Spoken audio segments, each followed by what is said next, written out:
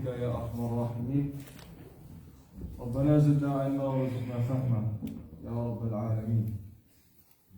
Inshallah, and continuing Kitab al-Hikam, the book of wisdoms and aphorisms by Ibn At-Thohir al-Sakandari, the Alexandrian scholar from, I remember this, 7 centuries ago. Sounds like we got the Sudan, 1309. He continues on his conversation about how we can get to Allah subhanahu wa ta'ala. We are here in this world. The end goal is inna lillahi wa inna ilayhi raji'un. That we're going back to Allah. Now what is the best way to go back to Allah? That is through the sirat al-mustaqim. And when we understand the sirat al-mustaqim, this dunya right here, how do we get closer and closer to Allah? That's what he is teaching us, inshaAllah ta'ala, in the way we think about this world, in the way we traverse to Allah. And so it talks about the relationship of us with this world. What is our relationship with this world? We know that this world is temporary, it's changing, nothing is ever stable, and Allah is not like that. Allah is a problematic word for eternal. He is beyond time and space.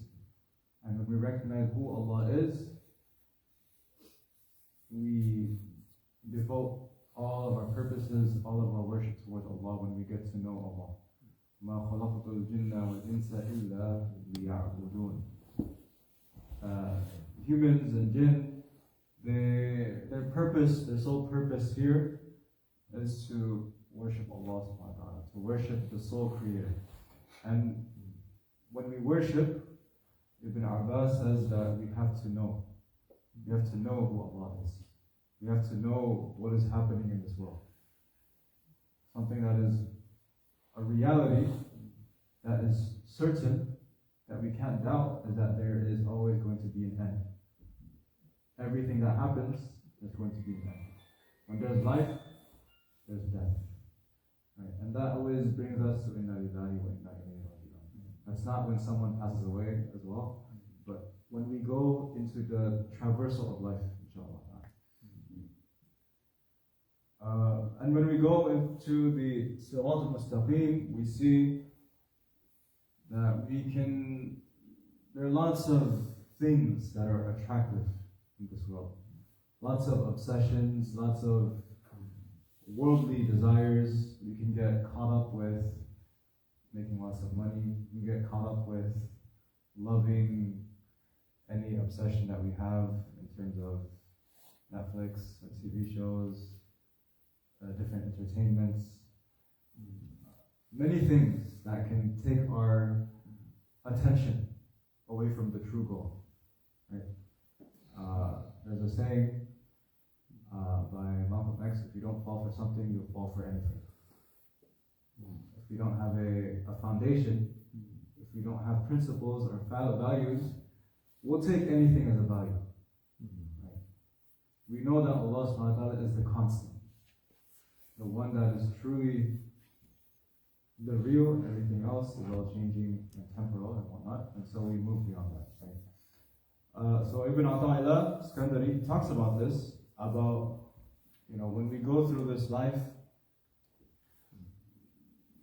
we can have tawakkul, because when we think about tawakkul, it's to be dependent. Usually it's in the context of dependency of Allah subhanahu wa ta'ala, right?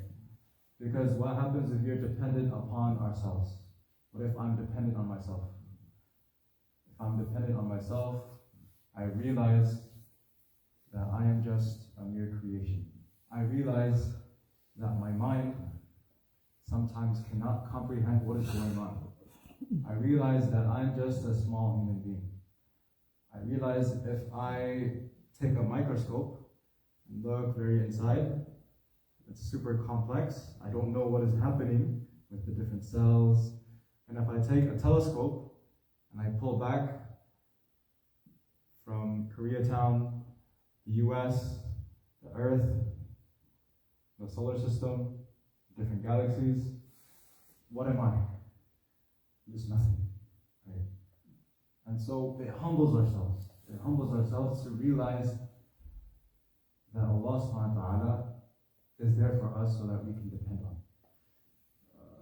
So the writer, قال المصنف رحمه الله ونفعنا بعلومه في الدارين, he writes, ما توقف مطلب أنت طالبه بربك ولا تيسر مطلب أنت طالبه بنفسك.